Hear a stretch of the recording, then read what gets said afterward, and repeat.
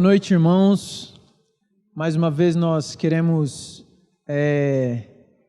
dar as boas-vindas, desejar bem-vindo a você à nossa terceira sessão da conferência O Evangelho para os Evangélicos.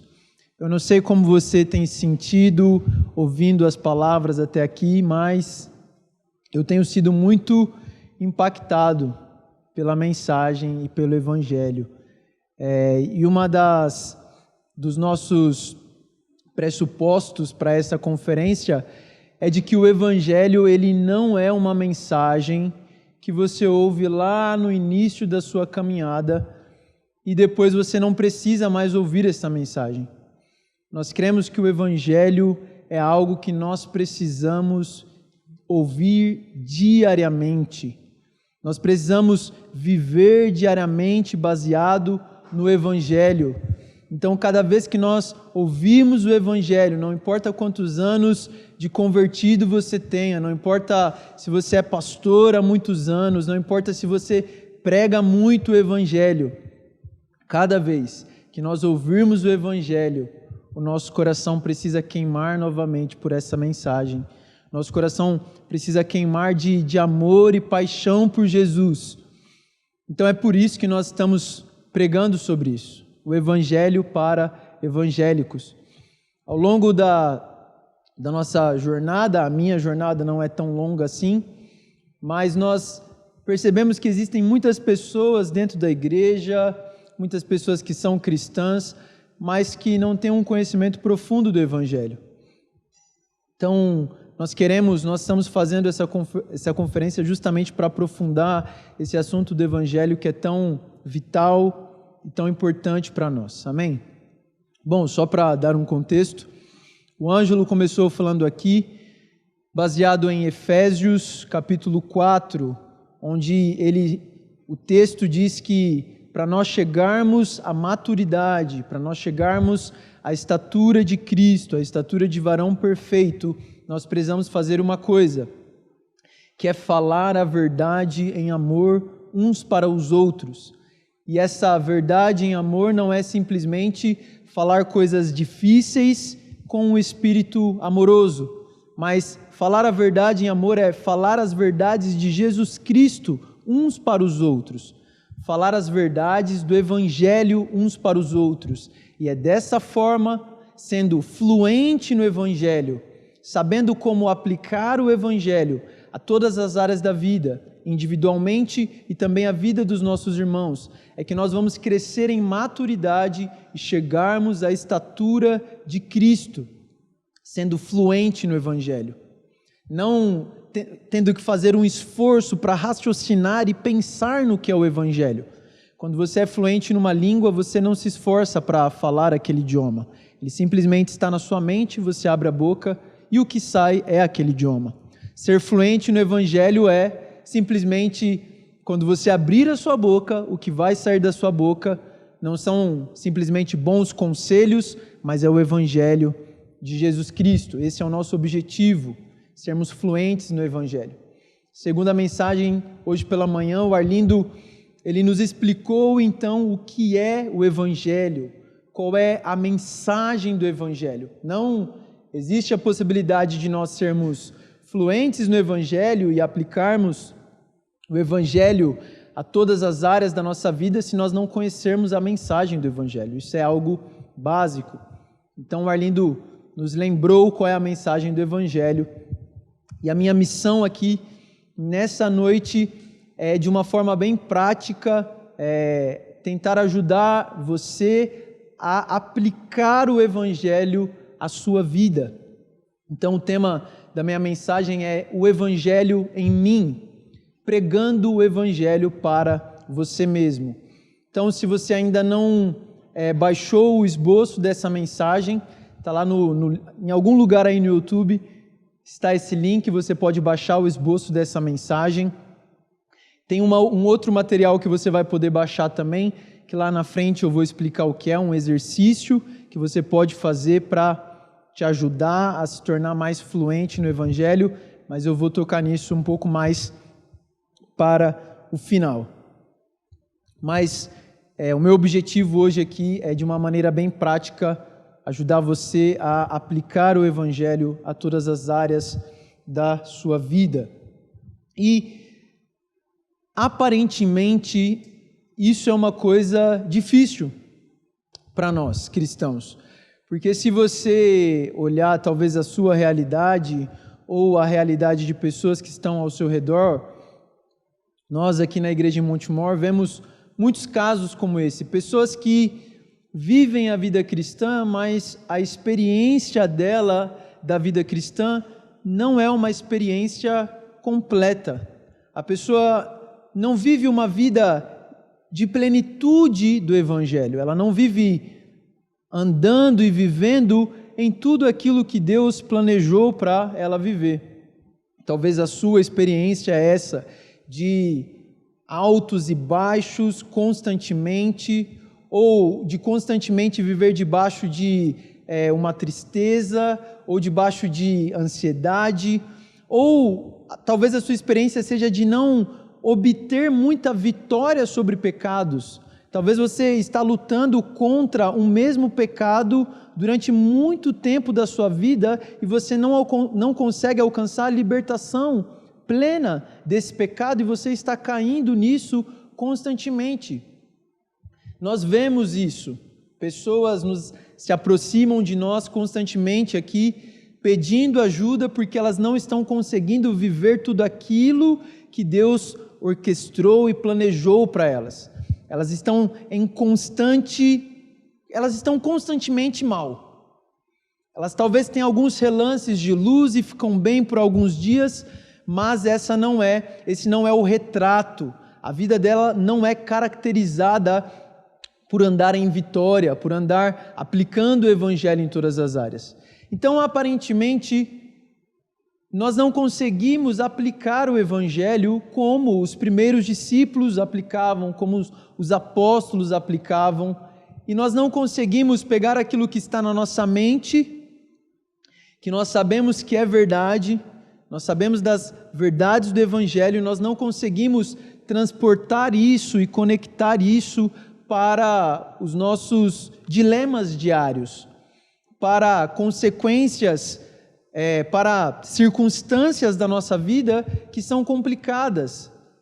Então, meu propósito hoje é conectar essas duas coisas, pegar aquilo que é a verdade do Evangelho e conectar isso com a nossa vida prática, com a nossa vida diária. E se eu perguntasse para você, qual foi a última vez que o Evangelho realmente foi uma boa nova para você?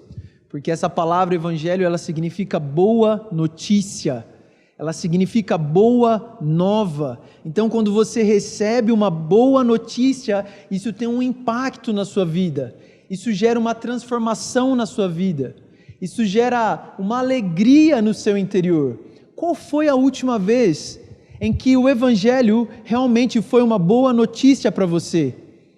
Isso mudou a sua vida, isso alegrou o seu coração, isso transformou a sua maneira de viver, isso transformou a sua maneira de andar, isso transformou a sua maneira de se relacionar com os outros por causa dessa boa notícia que você recebeu. Talvez você possa pensar, nossa, a única vez que eu me senti assim, cheio com essa boa notícia do Evangelho foi o momento em que eu me converti. E isso é maravilhoso, o momento que nós convertemos, que nós nos arrependemos do nosso pecado e depositamos a nossa fé em Jesus Cristo para a nossa salvação, nós sentimos uma transformação no nosso coração, sentimos uma alegria e nós mesmos costumamos falar, sobre o primeiro amor, que a pessoa que é recém-convertida, ela acabou de converter, você vê nos olhos dela que essa pessoa converteu agora, porque ela anda em uma felicidade, ela anda em uma alegria, parece que ela nem tem problemas, parece que ela nem tem dificuldades, e aí conforme o tempo vai passando, aquela pessoa deixa de ser assim, e aparentemente o Evangelho que a tocou na primeira vez, deixa de ser uma boa nova para ela. Mas o fato é que o Evangelho precisa ser para nós uma boa nova todos os dias. E precisa encher o nosso coração com a mesma alegria de quando você foi salvo diariamente. Então, este primeiro amor, na verdade, do novo convertido, ele deveria ser um amor, o menor dos amores. Ele deveria ir daquele amor para frente. Ele deveria amadurecer naquele amor. E tem pessoas que ainda de uma maneira muito negativa, quando vem alguém que recém converteu, diz, não, ele é novo convertido, ele converteu agora, daqui a pouco isso aí passa. Mas na verdade isso não deveria passar, isso deveria aumentar, porque a cada dia nós deveríamos nos aprofundar no entendimento das boas novas do Evangelho, e isso deveria gerar cada vez mais alegria em nosso coração, e cada vez mais você deveria estar parecido com Jesus. Este é o ponto central. Hoje, você deveria de estar mais parecido com Jesus do que você estava no dia de ontem, e do que no dia que você converteu, porque esse é o propósito. Este é o propósito de Deus, ter filhos semelhantes a Jesus. Este é o propósito das nossas vidas, sermos conformados à imagem de Cristo. E nós seremos apenas conformados à imagem de Cristo se nós formos fluentes no Evangelho, se nós falarmos a verdade do Evangelho, a verdade de Jesus Cristo em amor. Então, se essa talvez é a sua experiência, ou das pessoas que estão ao seu redor, confesso que muitas vezes também é a minha experiência, é porque nós precisamos aprender a aplicar o Evangelho na nossa vida, e é isso que nós vamos tentar fazer aqui hoje. Eu quero ler alguns versículos com você. Se você está com o seu esboço aberto aí, eu quero ler alguns versículos que são muito fortes, porque são versículos relacionados às verdades do Evangelho. E eu quero que você visualize como é a vida de alguém que foi alcançado pelo Evangelho. Eu vou ler rapidamente esses versículos. Romanos 6, do 4 ao 11. Portanto, fomos sepultados com Ele na morte pelo batismo, para que, como Cristo foi ressuscitado dentre os mortos pela glória do Pai, assim andemos nós também em novidade de vida. Porque se fomos unidos a Ele na semelhança da sua morte, certamente o seremos na semelhança da sua ressurreição. Pois sabemos isso, a nossa velha natureza humana foi crucificada com Ele, para que o corpo sujeito ao pecado fosse destruído, a fim de que não sirvamos mais ao pecado. Pois quem está morto foi justificado do pecado.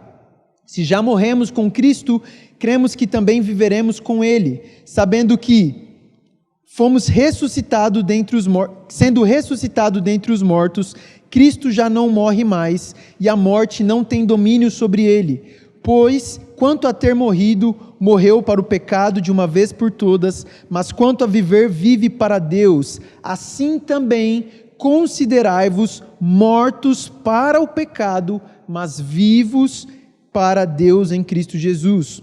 Romanos 8:1. Portanto, agora já não há condenação alguma para os que estão em Cristo Jesus. Romanos 8:11.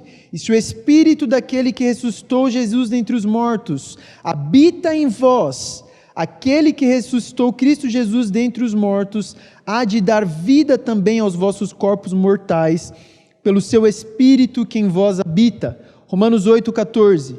Porque não recebestes um espírito de escravidão para vos reconduzir ao temor, mas o Espírito de adoção, pelo qual clamamos, Abba, Pai. O próprio Espírito dá testemunho ao nosso Espírito de que somos filhos de Deus. Se somos filhos, também somos herdeiros, herdeiros de Deus e co-herdeiros de Cristo, se é certo que sofremos com Ele, para que também com Ele sejamos glorificados. Romanos 8:31. Portanto, o que poderemos dizer diante dessas coisas? Se Deus é por nós, quem será contra nós? Aquele que não poupou nem o seu próprio filho, mas pelo contrário, o entregou por todos nós, como não nos dará também com ele todas as coisas? Quem trará alguma acusação contra os escolhidos de Deus? É Deus quem os justifica. Quem os condenará? Cristo Jesus é quem morreu, ou pelo contrário, quem ressuscitou dentre os mortos, o qual está à direita de Deus e também intercede por nós. Quem nos separará do amor de Cristo? Será tribulação, angústia, perseguição, fome, privação, perigo ou a espada? Como está escrito: por amor de ti somos entregues à morte todos os dias. Fomos considerados como ovelhas para o matadouro. Mas em todas essas coisas somos mais que vencedores por meio daquele que nos amou. Pois tenho certeza de que nem morte, nem vida, nem anjos, nem autoridades celestiais, nem coisas do presente, nem do futuro, nem poderes, nem altura, nem profundidade, nem qualquer outra criatura poderá nos separar do amor de Deus que está em Cristo Jesus, nosso Senhor. 2 Coríntios 5:1. Daquele que não tinha pecado, Deus fez um sacrifício pelo pecado em nosso favor, para que nele fôssemos feitos justiça de Deus. Gálatas 2:20. Já estou crucificado com Cristo. Portanto, não sou mais eu quem vive, mas Cristo é quem vive em mim. E esta vida que vivo agora no corpo, vivo pela fé no Filho de Deus, que me amou e se entregou por mim. São diversos textos, versículos no Novo Testamento que falam sobre a realidade e a verdade e as consequências do Evangelho, da obra de Jesus na nossa vida.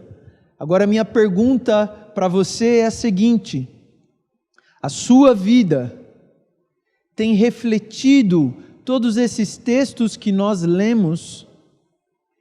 Você tem andado debaixo destas verdades que nós lemos sobre o Evangelho? Por que muitas vezes parece ser tão difícil crer de que nada irá nos separar do amor de Deus?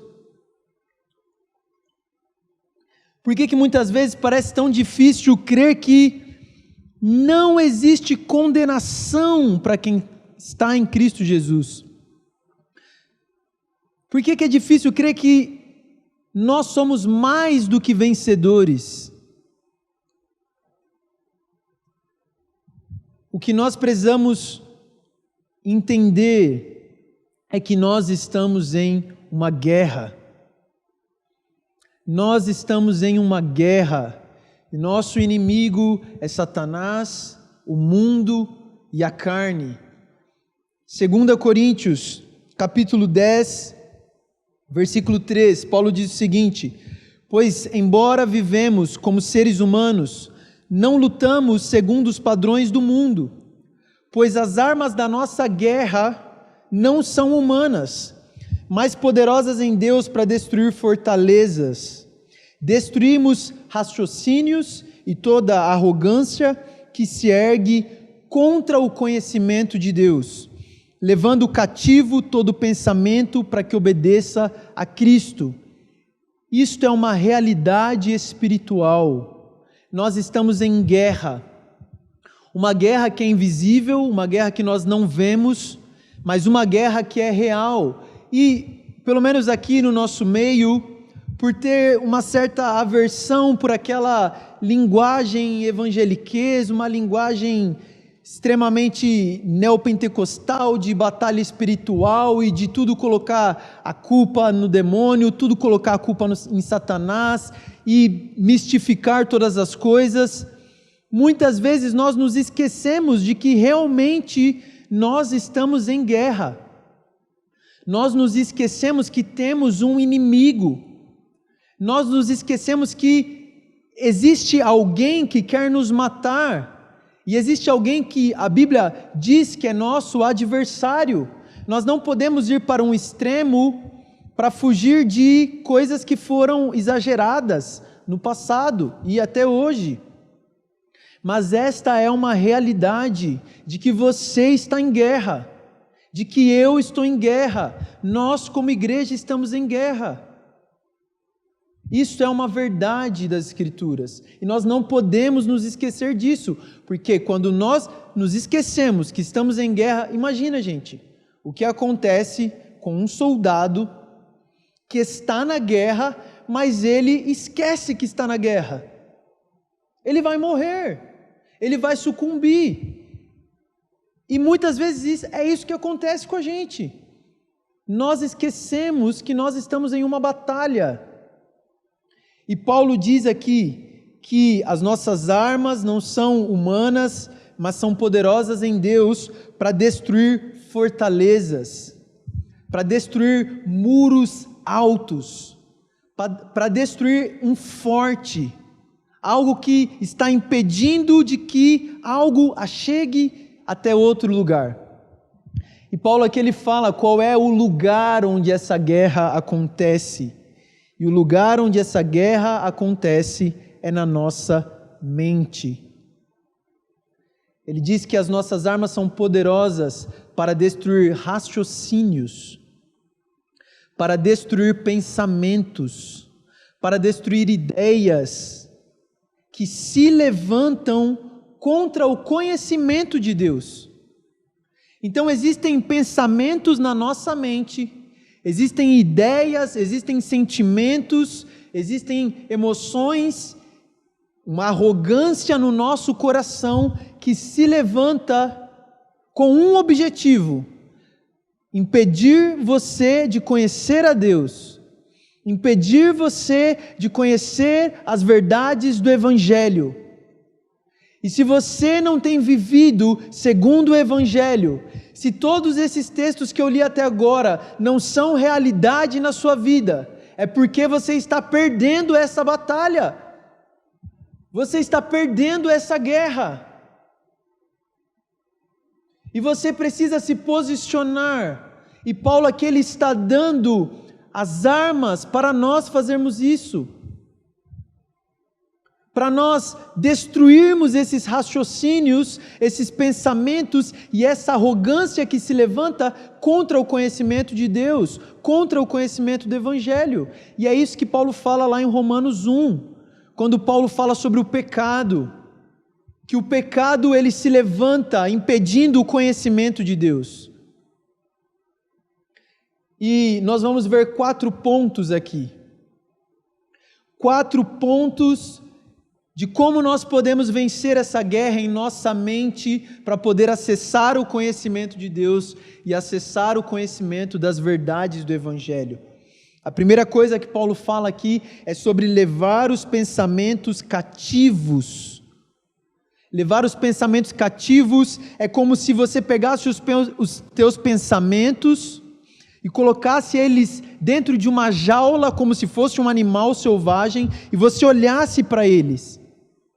E você analisasse esses pensamentos, e você pensasse: por que eu estou pensando dessa forma? Considerar por que eu estou pensando dessa maneira. Levar os pensamentos cativos, prender os seus pensamentos, capturar os teus pensamentos, entender os teus pensamentos, entender por que você está pensando daquela maneira. É a primeira coisa que você precisa fazer, examinar os seus pensamentos. Pensamentos como: Deus nunca vai me perdoar, Deus não me ama, Deus não me aceita. Preste atenção nesses pensamentos, eles são acusações, eles são tentações. Uma pergunta importante: estes pensamentos, eles soam para você como boas novas?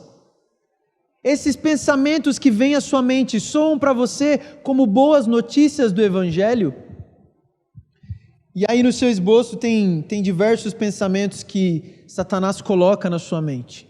Você pode ler depois com calma, que o objetivo de Satanás é mentir para você, te enganar, te acusar, gerar intriga entre os irmãos. Então leia no seu esboço, tem vários pensamentos que vão vir na sua mente. Você precisa examiná-los. Segundo ponto, você precisa trazer esses pensamentos em submissão a Cristo. Levar cativo todo pensamento para que obedeça a Cristo. O que isso significa? Examinar esses pensamentos e ver se eles estão alinhados com a verdade de quem Deus é, ver se eles estão alinhados com a verdade daquilo que Jesus fez na cruz e ver se eles estão alinhados com a sua identidade em Jesus Cristo. Você deve se perguntar, esses pensamentos, esse sentimento que eu estou tendo, isso que eu estou sentindo agora, isso está alinhado com quem eu sou em Cristo Jesus? Isto está alinhado com a verdade de que não há condenação para quem está em Cristo Jesus? Este pensamento, este sentimento, esta emoção está alinhado com a verdade de que em Cristo eu sou mais do que vencedor?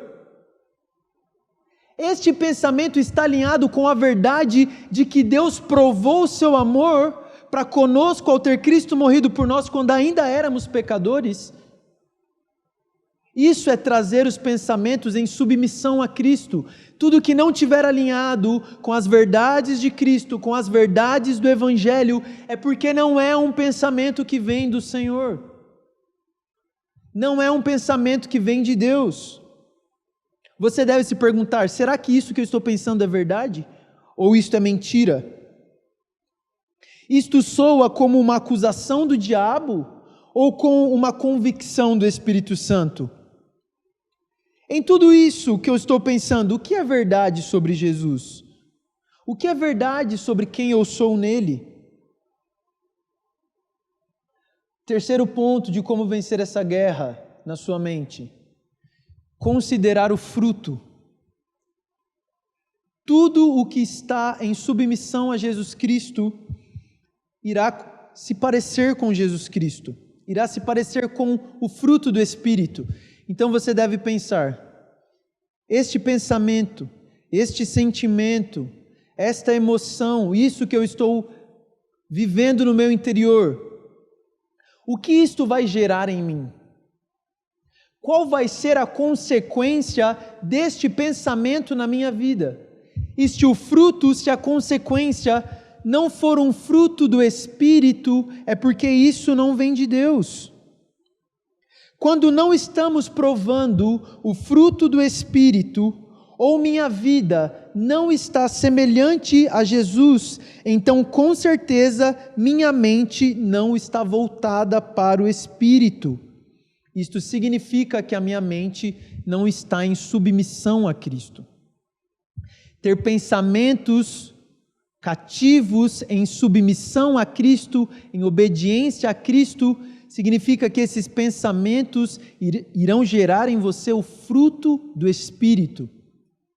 Esses pensamentos, essas emoções, isso que você está passando, sentindo, esses raciocínios irão levar você para mais perto de Deus e não te afastar de Deus. Todo pensamento que te afasta de Deus não é um pensamento que vem do Espírito Santo. Todo pensamento que gera em você algo que não seja o fruto do Espírito, não vem do Espírito Santo e é um pensamento que ainda não foi levado cativo à obediência de Jesus.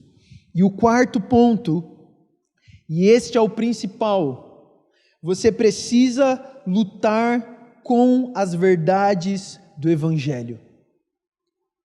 Você precisa aprender a pregar o Evangelho para você mesmo.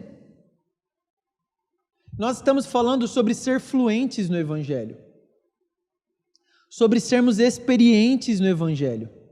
Quando você deseja ser fluente em uma língua, você precisa falar muito essa língua, para que você seja fluente nessa língua. Por que está abatida, ó minha alma? Por que te perturbas dentro de mim? Espera em Deus, pois ainda o louvarei, minha salvação e meu Deus. Você já ficou abatido alguma vez? Você já sentiu a sua alma abatida? Você já passou por momentos de tristeza? Qual foi a sua reação? O que você fez? Quando você acordou num dia, nossa, acordei com uma angústia no peito, acordei com uma tristeza no meu interior, não sei o que, não vou nem levantar da cama hoje. pegar a coberta, virar para o outro lado, hoje eu quero ficar aqui. Ou se fala, nossa, hoje eu não quero fazer nada, vou ligar aqui Netflix, vou ficar assistindo seriado o dia inteiro, tô mal, tô triste, não quero sair, não quero ver ninguém, não quero falar com ninguém, nossa. Qual é a sua reação quando essas coisas acontecem? Olha qual foi a reação do salmista, o que ele fez. Ele foi falar com a alma dele, e ele falou, alma, o que está acontecendo? Qual foi? Por que você está abatida?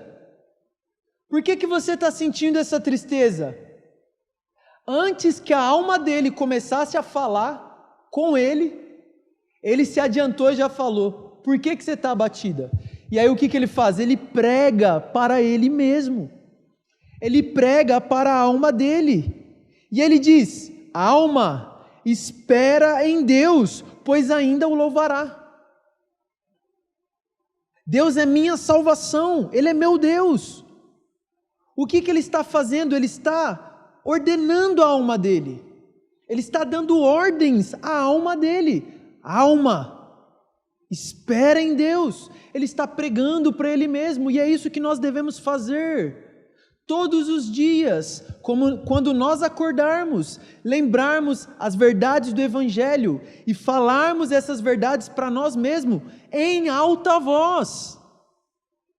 Porque todos os dias, meu irmão, você precisa converter, porque você acorda meio descrente, você acorda meio incrédulo. Quem é casado sabe que tem dia que ou é o marido ou é a mulher, parece que acordou, meu Deus do céu, parece que nunca ouviu o Evangelho. Por isso você precisa diariamente pregar o Evangelho para você mesmo. Isso precisa ser feito de uma maneira intencional e consciente. Se lembrar do Evangelho, se lembrar dos benefícios do Evangelho, dos benefícios da redenção. Paul Tripp, ele tem uma frase muito legal, ele diz o seguinte: ninguém é mais influente em sua vida do que você mesmo, porque ninguém fala mais com você mesmo do que você. O meu trabalho aqui como pregador é muito limitado. Eu vou falar aqui, a pregação vai acabar e eu não vou estar aí na sua casa para ficar pregando o Evangelho para você. Por isso que você precisa de uma comunidade, só um detalhe, que o Ângelo vai falar sobre isso amanhã. Mas quem é que está sempre com você mesmo? Você mesmo. Então você é a pessoa que mais vai influenciar a sua vida.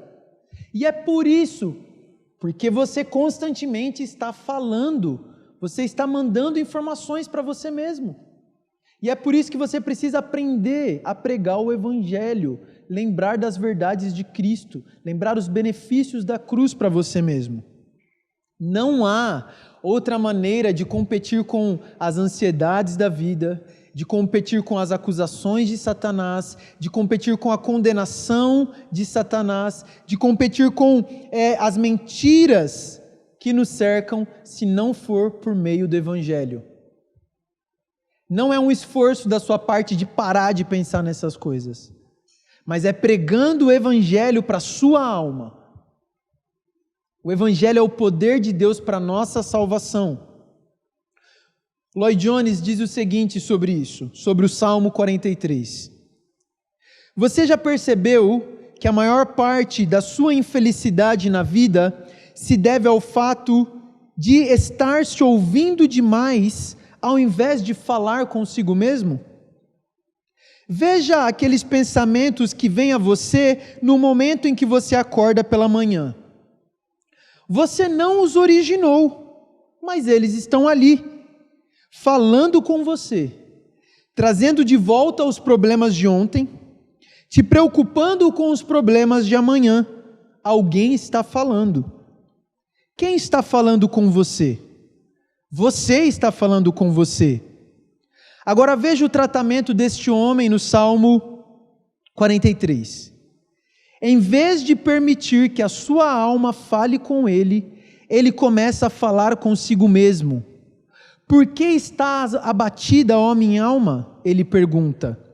Sua alma o estava deprimindo, sua alma estava o esmagando. Então ele se levanta e diz: ouça por um momento, preste atenção, vou falar com você. Nós devemos fazer isso, pregar o Evangelho para nós mesmos, acordarmos de manhã e lembrarmos que eu sou um filho de Deus, que não existe condenação para os que estão debaixo, para os que estão em Cristo Jesus, de que se Deus não poupou o seu único filho, Ele não vai me poupar nada e vai dar tudo aquilo que eu preciso, de que eu sou mais do que vencedor. Isso não é confissão positiva simplesmente, gente, isso é a verdade do Evangelho. Você está apenas se lembrando das verdades do Evangelho. Já estou crucificado com Cristo. Portanto, agora vivo não mais eu, mas Cristo vive em mim. Deus é um bom Pai. Eu sou o Filho amado de Deus em quem Ele tem alegria. Pregue o Evangelho para você mesmo. Lembre-se da obra de Jesus todos os dias ao amanhecer. Que Deus entregou o seu Filho para morrer pelos nossos pecados, para libertar você do poder do pecado. Declare pela manhã: eu não sou escravo do pecado. Eu não preciso seguir os desejos da minha carne. Eu sou escravo do Senhor. Sou escravo da justiça de Deus. Os que estão em Cristo já crucificaram a sua carne com os seus desejos. Eu estou em Cristo. Esta é a verdade de Deus sobre mim. Isso é a única coisa que vai salvar você no seu dia. E isso vai levar você a ser cada vez mais parecido com Cristo. Pregar as verdades do Evangelho para você mesmo. Agora, um ponto muito importante. Nós estamos falando muito sobre as nossas ações, aquilo que fazemos, aquilo que pensamos. Mas algo primordial que nós precisamos entender para entrar nessa fluência do Evangelho, para ter o Evangelho diariamente na nossa vida, para nos tornarmos cada vez mais semelhantes a Jesus, nós precisamos de algo fundamental: nos arrepender, não apenas dos nossos atos, mas daquilo que está por detrás dos nossos atos. O pecado por detrás dos pecados. Nós precisamos de arrependimento. Parte do nosso trabalho em crescer na fluência do Evangelho é discernir aquilo que está transbordando do nosso coração. Jesus disse que a boca fala daquilo que está cheio o coração. Nós precisamos descobrir do que está cheio o nosso coração. Qual é a raiz de todos esses frutos, muitas vezes negativos, que nós experimentamos? Então nós precisamos traçar um caminho, e eu quero ensinar você agora a fazer isso, traçar um caminho para você discernir qual é a raiz que está levando você a viver desta maneira, com esses tipos de frutos que não são o fruto do Espírito. O que sai na forma de pensamentos, emoções e comportamentos encontra sua origem dentro de nós. Muitas vezes concentramos nossa atenção em mudar o externo em vez de abordar o interno. Portanto, precisamos aprender a rastrear o fruto até a raiz, porque as raízes da nossa fé produzem o fruto da nossa vida. Aquilo que você crê é o que gera aquilo que você faz. Então, aí na sua tela está aparecendo uma imagem, e nós vamos juntos entender essa imagem, e eu quero que você entenda isso, porque eu quero que você faça esse exercício. Junto com o meu esboço tem um exercício para você fazer, para você aprender a rastrear as raízes dos frutos que não são saudáveis na sua vida. Então, do lado esquerdo aí desta árvore, lá no primeiro quadro está escrito assim: qual é o fruto não saudável? Ações, emoções. E aí então vamos trabalhar aqui em cima de um exemplo. Vamos supor que esses frutos não saudáveis sejam ansiedade, medo e preocupação. Você está vivendo constantemente debaixo de ansiedade, medo e preocupação. E você entendeu isso, que esses frutos não são saudáveis, eles não estão de acordo com a verdade do Evangelho. A próxima pergunta que você precisa fazer é: o que eu estou crendo sobre quem eu sou? Quando eu penso desta maneira, quando eu vivo debaixo de ansiedade, quando eu vivo debaixo de medo, quando eu vivo debaixo de preocupação, o que eu estou crendo sobre quem eu sou? E, gente, você precisa ser sincero ao fazer isso aqui. Você realmente precisa ser sincero. Então, basicamente, quando você vive debaixo de ansiedade, medo e preocupação, é porque você pensa o seguinte: eu estou no controle. Eu estou no controle dessa situação. Ou eu não tenho o controle dessa situação. Então, o que você pensa sobre quem você é, você pensa que você é a pessoa que deve controlar todas as situações. Você está achando que você é o responsável por resolver todas as coisas e todos os dilemas do universo, do mundo, da sua vida, da sua casa, do seu trabalho, da sua igreja. É isso que você está pensando sobre quem você é. E aí a próxima pergunta que você deve fazer é: o que Deus está fazendo por mim? Ou o que Deus não está fazendo por mim? O que Deus está fazendo numa situação como essa? Então, você pode ter pensamentos como o seguinte: você pode pensar assim: Deus me abandonou nesta situação. Ou você pode pensar: Deus não me ama.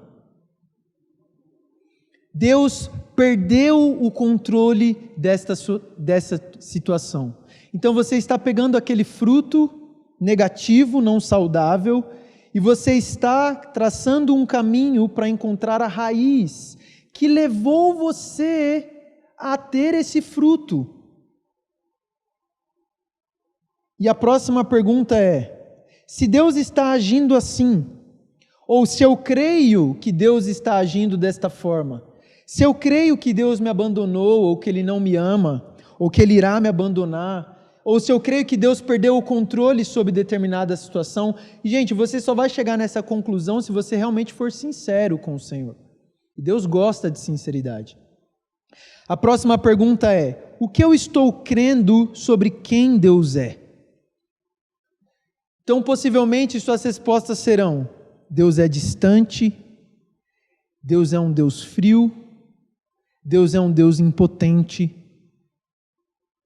Ele está distante e não se importa comigo, Ele é frio, não tem afeições a meu respeito, Ele não me ama, e Ele é impotente e perdeu o controle dessa situação. E por mais absurdo que essas frases aparentam ser, se você for sincero, no final das contas, é isso que você está crendo sobre Deus. Gui, pode voltar aqui para mim rapidinho. Todo o pecado é uma falha em crer em alguma verdade sobre Deus. Porque nós cremos em mentiras sobre quem Deus é. Nós cremos em mentira sobre quem nós somos, e isso vai nos levar a ter esses frutos negativos e ações pecaminosas. Lutero diz que, no fim das contas, todo pecado é uma quebra do primeiro mandamento: não terás outros deuses. Porque todo pecado ele é fruto de uma visão equivocada que você tem sobre Deus. Se você está cometendo esse pecado de ansiedade, eu não estou falando de casos clínicos, gente, é porque você não está confiando de que Deus ele é soberano. E você está tendo uma visão equivocada sobre quem Deus é. E isso é idolatria. E nós precisamos nos arrepender não apenas daquilo que nós fazemos, ou daquilo que nós pensamos, mas precisamos arrepender daquilo que nós cremos, da nossa incredulidade em Deus e da nossa incredulidade no Evangelho. Os frutos externos, eles são apenas um termômetro que está sinalizando algo interior, que está sinalizando uma falta de fé em quem Deus é, uma falta de fé no Evangelho. Nós precisamos confessar as nossas crenças erradas, não apenas os nossos comportamentos equivocados. Quando você, por exemplo, é avarento, você está deixando de crer que Deus é Jeová Jireh, a sua provisão. Quando você tem medo de morte, você tem medo de morrer, você está deixando de crer no Evangelho que diz que Deus irá nos ressuscitar no último dia.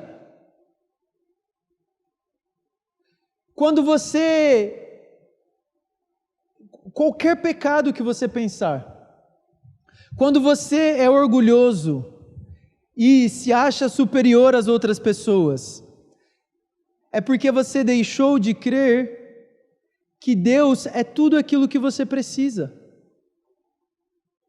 Você deixou de crer na grandeza de Deus, você deixou de crer no amor de Deus que afirma quem você é, e você passou a correr atrás da afirmação de outras pessoas.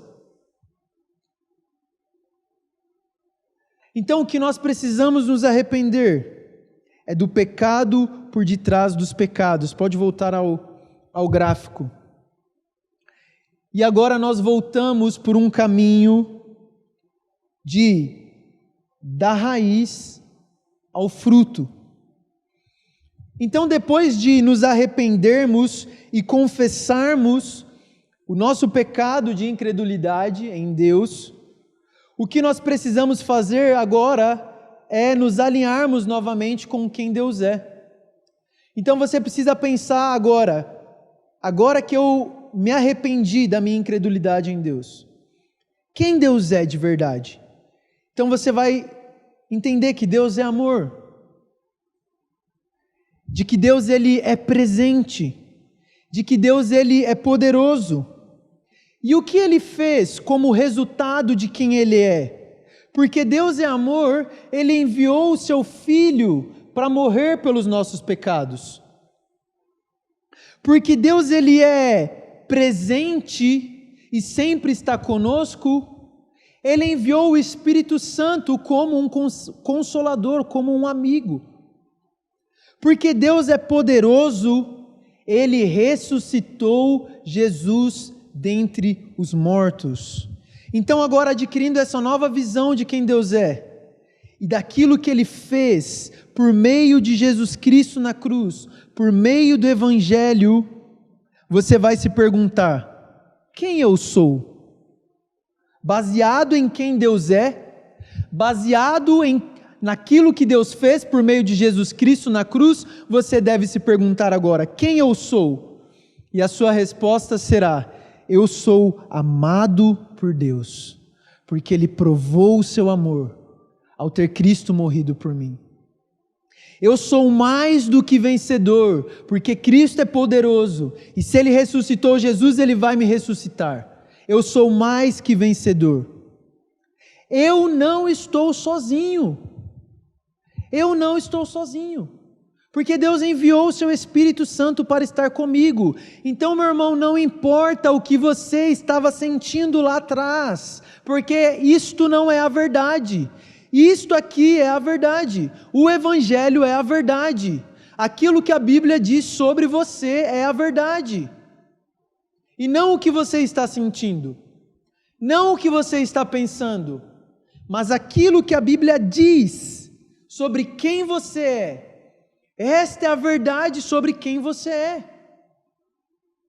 E o último ponto ali no gráfico, depois de quem eu sou, você vai perguntar então, quais são os frutos? Quais são os frutos que devem ser gerados na minha vida, baseado em quem eu sou, baseado naquilo que Cristo fez por mim, baseado naquilo que Ele é? Paz, alegria e amor. Paz, alegria e amor. Então, se nós quisermos os frutos do Espírito, se nós quisermos o fruto do Espírito, se nós quisermos alcançar a estatura de varão perfeito, nós precisamos identificar esta raiz que está por detrás dos frutos e nos arrependermos desta raiz. Nos arrependermos de uma falta de crença que nós temos em quem Deus é. De uma falta de crença que nós temos nas verdades do Evangelho.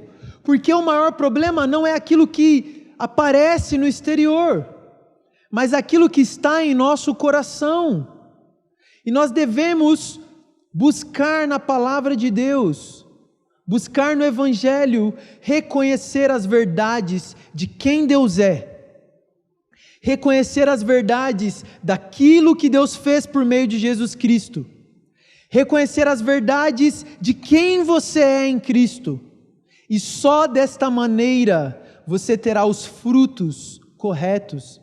Você terá o fruto do Espírito. Somente desta maneira que você vai caminhar para a maturidade. Eu já estou caminhando para o fim, quero chamar os irmãos da música aqui. Mas nós precisamos mais do que nós mesmos e nossos esforços pessoais. Precisamos da verdade. Precisamos do poder de Deus para nos salvar. Precisamos do Evangelho. No Evangelho, conhecemos e acreditamos que Deus é o nosso perdoador, o nosso redentor, o nosso restaurador. Ele tem poder sobre o pecado. Ele tem poder e capacidade de curar-nos dos efeitos do pecado. Quando abordamos apenas os comportamentos e pressionamos para que as mudanças sejam externas, sem uma mudança naquilo que acreditamos, o peso sobre lidar com os problemas do mundo e lidar com o quebrantamento causado pelo pecado recai sobre nós e não sobre Deus. A minha oração nessa noite é que o Espírito Santo, aí onde você está, gere arrependimento em seu coração pelas crenças erradas que você tem em relação a quem Deus é. E que você saiba que Deus ele é infinito em graça, que Deus é infinito em compaixão e Ele está pronto para perdoar o seu pecado e para liberar sobre você uma revelação fresca sobre quem Ele é. Ele está pronto para liberar sobre você uma revelação fresca daquilo que Jesus fez por você. Porque é apenas dessa forma que você vai começar a se enxergar, a ver a si mesmo com os olhos de Deus, a ver a si mesmo como Deus te vê. E é isto a chave para a transformação da sua vida e para que a cada dia você se torne mais parecido com Jesus. Onde você está, eu quero que você feche os seus olhos nesse momento.